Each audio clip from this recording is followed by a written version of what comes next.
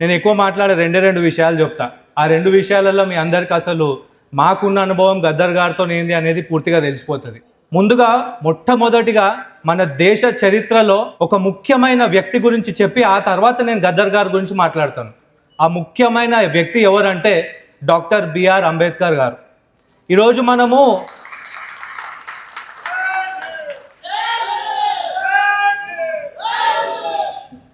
మనము చాలా ఈజీగా మాట్లాడుకుంటాం హక్కుల గురించే. ఇంతే కదా, అంతే కదా, కాన్స్టిట్యూషన్ ఉందిరా పోయి, అరే అడవోత్ ఇదవుతుంది, ఇదవుతుంది అని. కానీ పడ్డోనికే ఆ దెబ్బ విలువైందనేది తెలుస్తుంది. అట్లాంటి దెబ్బలు పడ్డది మన దేశంలో మొట్టమొదటి వ్యక్తి ఎవరైనా ఉన్నారంటే డాక్టర్ బిఆర్ అంబేద్కర్ గారు. అదేవిధంగా అంబేద్కర్ గారు అంటే ఒక కులానికో, ఒక వర్గానికో, లేకపోతే ఇంకేదన్నా ఒక సెక్టార్కో సంబంధించిన వ్యక్తి కాదు. ఆయన పూర్తిగా భారతీయుల హక్కుల గురించి డ్రాఫ్టింగ్ కమిషన్ చైర్మన్ లాగా ఉంటూ కాంట్రిబ్యూట్ చేసిన విషయాల గురించి చాలామందికి తెలియదు. అట్లా ఒక్కొక్క విషయాన్ని పేపర్ మీద పెట్టి నా ప్రజలందరికీ హక్కులు రావాలని చాలా గొప్పగా రాసిండు. దాని వెనకాల కష్టం అనేది చెప్తున్నాను కదా, పడేటోళ్లకు మాత్రమే తెలుస్తుంది. ఈరోజు గద్దర్ గారి గురించి కూడా చాలామంది చాలా విషయాలు చులకనగా అటు ఇటు మాట్లాడుతున్నారని ఇందాక స్పీకర్స్ చెప్పిర్రు. ఆయన విషయంలో కూడా నేను ఒక విషయం చెప్తున్నాను. పడ్డోనికి మాత్రమే ఆ దెబ్బల యొక్క విలువ, వాళ్ళు సాధించిన ఈ విజయాల యొక్క విలువ మాత్రం తెలుస్తుంది. ఈరోజు ఆయనను నేను డాక్టర్ బిఆర్ అంబేద్కర్ గారితో పోలుస్తాను. ఎందుకంటే ఆయన ఒక రాజకీయ ఐడియాలజీకి సంబంధించిన వ్యక్తి అయితే అసలు కాదు.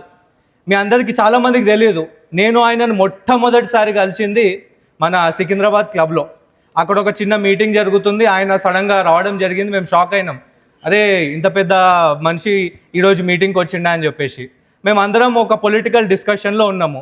ఉంటే ఆయన ఇట్లా ఒక పార్టీ పెడదాం అనుకుంటున్నామండి, ఏది అది అని డిస్కస్ చేస్తుంటే ఆయన అన్నీ ఇవన్నీ అయిపోయినాయి రాబాయ్, ఒకటి యువ, ఇప్పుడు మన ముసలోళ్ళ పని అయిపోయింది, యూత్ని ముందుకు నడిపియాలి, అందుకే యువజన పార్టీ అని పెట్టుకొని పొండ్రా అని చెప్పేసి ఒక మాట అన్నాడు. ఆ రోజు పుట్టింది, ఈ రోజు పోరాటం చేస్తుంది, రేపు ఖచ్చితంగా అత్యంత ఎత్తుకు చేరుకుంటాం. ఇప్పుడు గద్దర్ గారి గురించి చెప్పాలంటే ఆయన ఒక పారే నది లాంటి వాళ్ళు. ఆ పారే నది యొక్క నీరు ఒక రాయిని టచ్ చేస్తుంది, ఒక చెట్టుని టచ్ చేస్తుంది, అందులో ఉన్నటువంటి చేపకు జీవాన్ని ఇస్తుంది. ఆ రకంగా ఆయన పాట, ఆయన ఉద్యమం ప్రతి ఒక్కరికి జీవాన్ని ఇచ్చింది. ఆయన గురించి అంబేద్కర్ గారితో ఎందుకు పోల్చానంటే లాస్ట్కి ఏది ఎక్కడ ఏమున్నా కూడా ఆయన కాన్స్టిట్యూషన్ని పట్టుకొని ఆ కాన్స్టిట్యూషన్ని కాపాడుకోవాలి అన్న ఒక ఉద్యమ నినాదంతో ముందుకెళ్లారు. కాబట్టి ఈరోజు ఆయనకు నివాళులు ఈ రకంగా అర్పిస్తున్నాను.